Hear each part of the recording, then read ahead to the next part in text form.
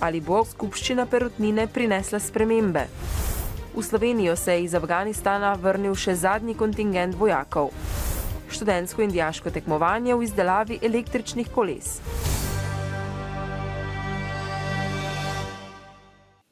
Pozdravljeni. Delničarji Perutnine Ptuj bodo prihodnji petek na izredni skupščini razpravljali o spremembi statuta ter zamenjavi in razširitvi nadzornega sveta.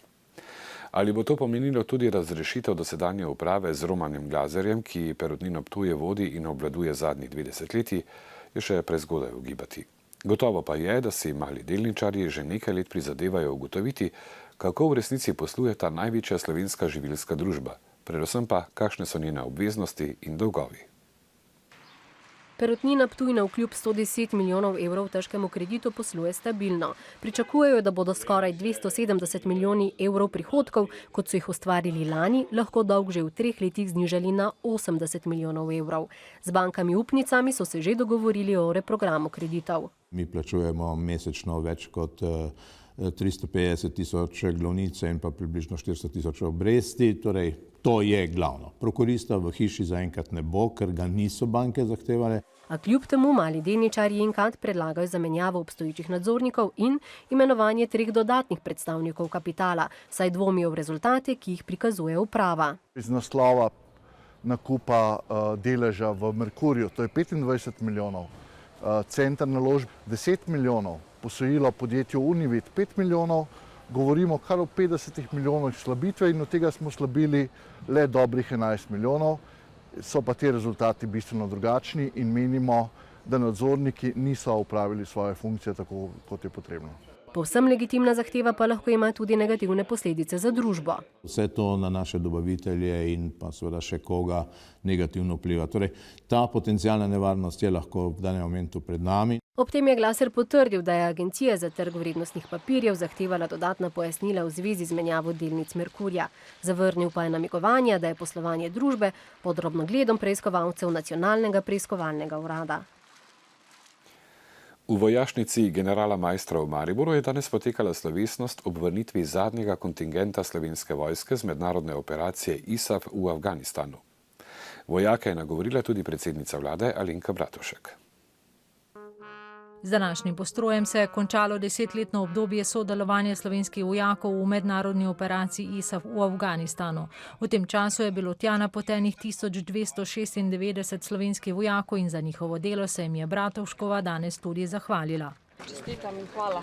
Simon, ki je tako po 6 mesecih ponovno objel svojo družino, je sicer počasnik z največ misijami v Afganistanu. Tako da smo vse skupaj doživljali že 5, pa zato ni nič lažje. Nedolžno daleč od tega.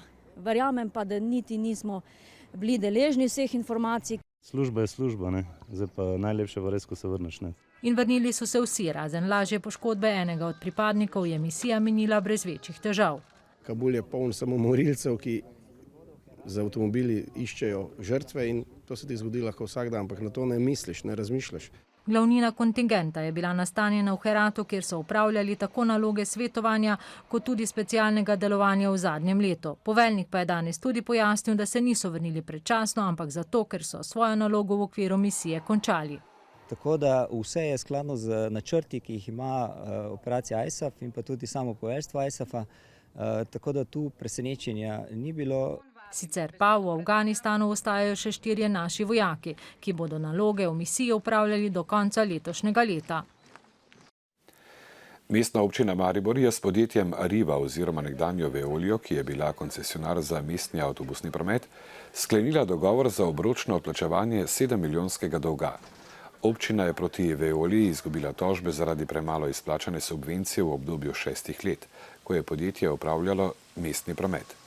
Z dogovorom o obročnem plačilu se bodo na mariborski občini, tako časnik Večer, izognili likvidnostnim težavam, saj bi Arriva lahko znesek izterjala naenkrat. Na mariborski občini sicer dolga do Arrive še vedno ne priznavajo in so zoper odločitev višjega sodišča vložili izredno pravno sredstvo na Vrhovno sodišče. Do 30.6. letos bomo plačali 2,4 milijona evrov, potem pa še v letu 15 in 16 po 1,2 4 obroke pa 1,2 milijona evrov. Na ta način smo rešili problem dolga, na drugi strani pa tudi na tak trajnostni način, da je vzdržen za mestni proračun. Danes je dan medicinskih sester. V sindikatu delavcev v zdravstveni negi Slovenije poudarjajo, da imajo medicinske sestre skupaj z zdravstvenimi tehniki ključen vpliv na zdravje vseh prebivalcev. So najštevilčnejša poklicna skupina v slovenskem zdravstvu. Ob koncu leta 2010 je tako poklic medicinske sestre opravljalo skoraj 17 tisoč oseb. Medicinske sestre opozarjajo na težave in nerešena vprašanja v zdravstveni negi.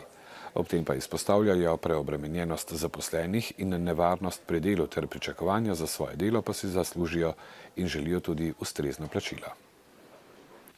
V nadaljevanju dnevnika še druge domače aktualnosti.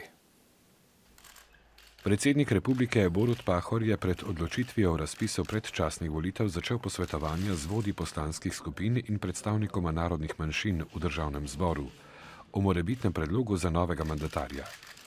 Pahor se je imenovanju mandatarja že odpovedal.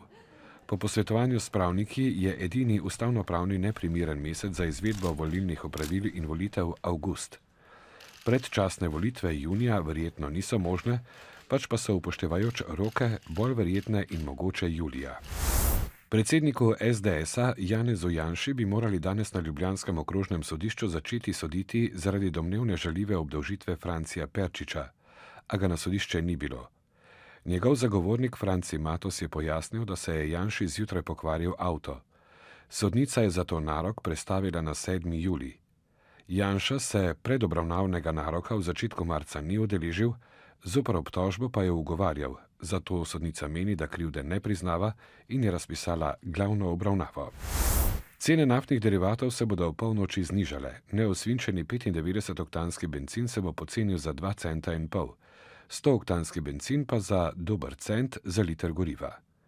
Cena dizelskega goriva se bo znižala za 1,5 centa, pocenilo se bo tudi kurilno olje. Neurje, ki se je sinoči razbesnela v severni, osrednji in jugovzhodni Sloveniji, je marsikje povzročilo veliko težav. V nekaterih krajih so bili nekaj časa brez elektrike, gasilci pa so imeli precej dela z odstranjevanjem podrtih dreves. Strele so povzročile nekaj požarov. Nadaljujemo pa na Mariborski fakulteti za elektrotehniko, računalništvo in informatiko, kjer so se študenti pomirili na 3. meddržavnem tekmovanju v izdelavi električnih koles.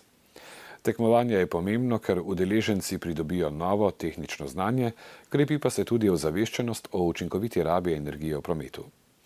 Letos so se študentskim ekipam pridružile še ekipe dijakov iz srednjih tehniških šol. Še zadnje priprave pred preizkušnjo, v kateri so tekmovalci z električnimi kolesi morali prevoziti tale hrib. Še prej pa seveda jasna navodila. Meri se razdalje, kako visoko v hrib boste prišli. Tisti, ki pridejo skozi, za tiste se meri čas.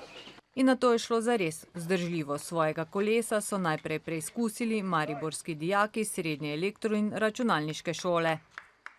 Pri tej preizkušnji, ker se spenja v hrib, pa je bolj pomembno moč motorja in sam navor, saj v večji navor više bomo prišli.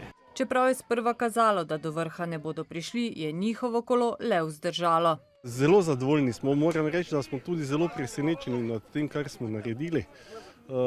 Letos smo imeli namen samo sodelovati, prišli smo brez cilja, samo da vidimo, kako zadeva poteka, ampak izgleda, da nam kar lepo gre. A po nastopu študentov iz sosednje Avstrije, kjer imajo za tovrstna tekmovanja tudi veliko večji proračun, je konkurenca več kot očitno postala premočna. Še dobro, da je namen tekmovanja predvsem spodbuditi zanimanje mladih za tehniko. Znanja pa časa je kar dosti šlo v to. Večkrat smo izven pouka, tudi po par ur ostajali, ampak smo se pa tudi kar nekaj naučili, torej pridobili znanje, ki bomo lahko kasneje tudi uporabili. Mislim, da v teh študijih je prihodnost za zaposlitev, kajti če danes gledamo, vse temelji na energetski učinkovitosti raznih doma tudi, recimo pa električna kolesa so tudi po moja prihodnost. Sicer so k sodelovanju povabili tudi druge slovenske srednje šole, žal odziva ni bilo. Upajo pa, da bo prihodnje leto več zanimanja. V petek 9. maja je skupina 29. oktober v spomin na dan zmage nad fašizmom in nacizmom leta 1945 pripravila antifašistični marš po mariborskih ulicah. Okoli 50 udeležencev je z govori in transparenti svarilo pred neoliberalizmom in kapitalizmom kot novo grožnjo človeštvu. Antifašistični marš je potekal tudi v Ljubljani, Beogradu, Zagrebu in še nekaterih drugih mestih v nekdanji skupni državi. Nemčija ima zakonsko določeno ničelno toleranco do neonacizma. Slovenija pravzaprav na nek način to spregleda. Nemci imajo preštete svoje neonaciste, mi jih nimamo. Zatiskamo se oči, da jih pravzaprav pri nas ni, pa so. In strah me je, da se bo zgodilo to, kar se je zgodilo na Madžarskem, kjer je zdaj stranka Jobbik, druga najmočnejša stranka v parlamentu, ki ne skriva prav nobene ikonografije nacizma. In kaj je nacizem v zgodovini, vemo vsi. To je edina ideologija, ki zakonsko, sistematično pobija manjšine. In zato sem tukaj. Šport. V nemškem Dresdnu je bilo 13. evropsko prvenstvo v karateju Shotokan. Slovenija je bila med 23 državami, ki so osvojile medalje. V borbah je zlato v mladinski konkurenci dosegal Žan Podboršek. V katah se je ženska članska ekipa uvrstila v finale in osvojila drugo mesto. V ekipi so bile Breznikova, Mlinaričeva in Milivojevičeva. V 33. krogu prve nogometne lige so imeli nogometaši Maribora priložnost, da si 3 kroge pred koncem sezone zagotovijo naslov državnih prvakov. V Celju so svojo nalogo opravili zanesljivo, saj so zmagali z 0-4.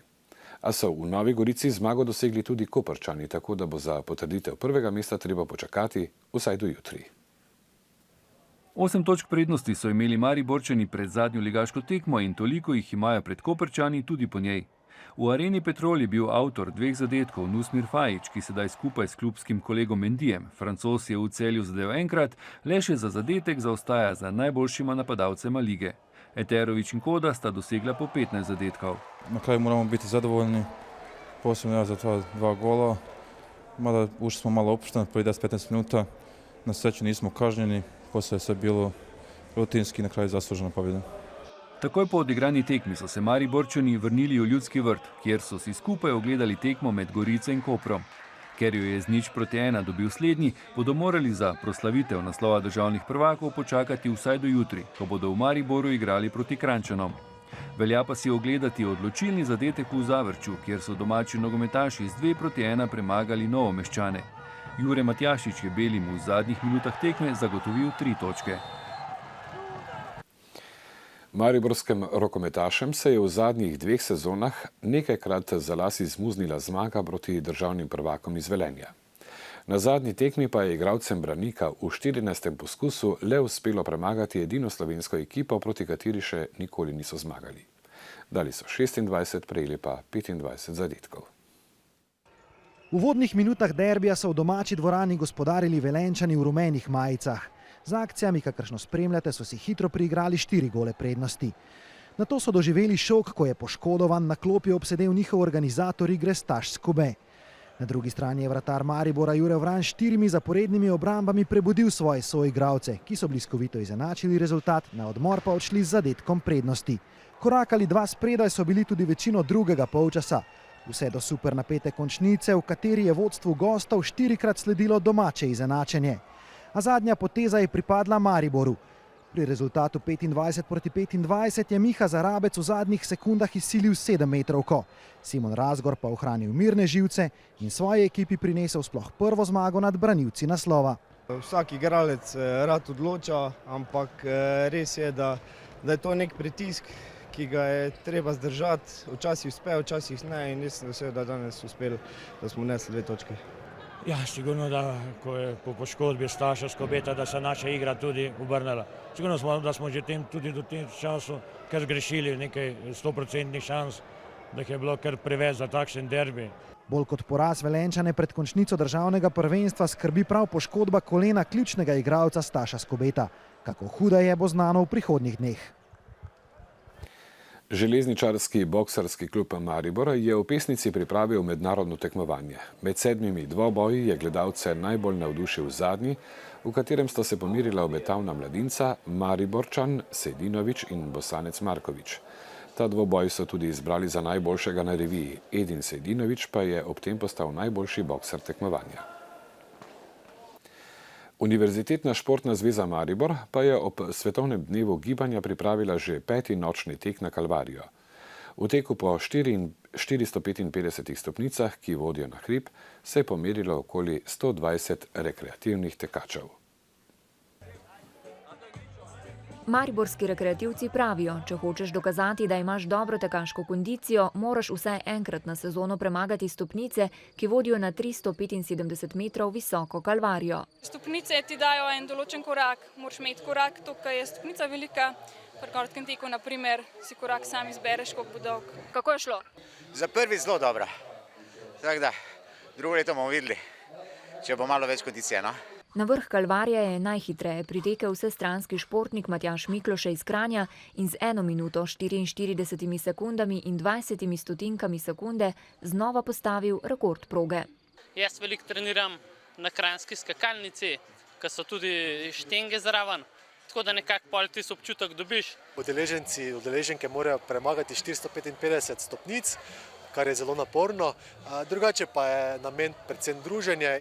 In tudi gibanje, ki je pomembno za zdravje, lahko namreč nadomesti marsikatero zdravilo. Pregled mednarodnega dogajanja znova začenjamo v Ukrajini in sicer o rezultatih referenduma v Donetsku. Na nedeljskem referendumu v regiji Donetsk na vzhodu Rusije je za neodvisnost po navedbah separatistov glasovalo 89% volivcev, v Lugansku pa skoraj 96% volivcev. Začasni ukrajinski predsednik je referenduma označil za propagandno farso, katere namen je prikritje umorov, ugrabitev in drugih zločinov. Rusija je sporočila, da bo spoštovala voljo prebivalcev vzhodne Ukrajine. Ukrajina, Evropska unija in ZDA pa so napovedale, da rezultatov referenduma ne bodo priznale. Mednarodna prizadevanja za rešitev ugrabljenih nigerijskih deklic se krepijo. Francoski predsednik Hollande je predlagal, naj se voditelji zahodnoafriških držav sestanejo na vrhu, ki bo posvečen varnostnim razmeram v Zahodni Afriki s poudarkom na islamistični skupini Boko Haram, ki je v Nigeriji ugrabila več kot 200 šolark. Če se bodo voditelji strinjali, bo vrh v soboto v Parizu. Na pekinških ulicah bodo odslej za varnost skrbele oborožene policijske patrulje, ki bodo posredovale v morebitnih nasilnih incidentih v kitajski prestolnici. Oborožena enota, ki ima 150 vozil, se bo bojevala proti terorizmu in nasilnemu kriminalu. Kitajske oblasti so poostrile varnostne ukrepe v državi po vrsti krvavih incidentov, za katerimi naj bi stali skrajneži iz avtonomne pokrajine Xinjiang na zahodu Kitajske, kjer živi močna ujgurska manjšina.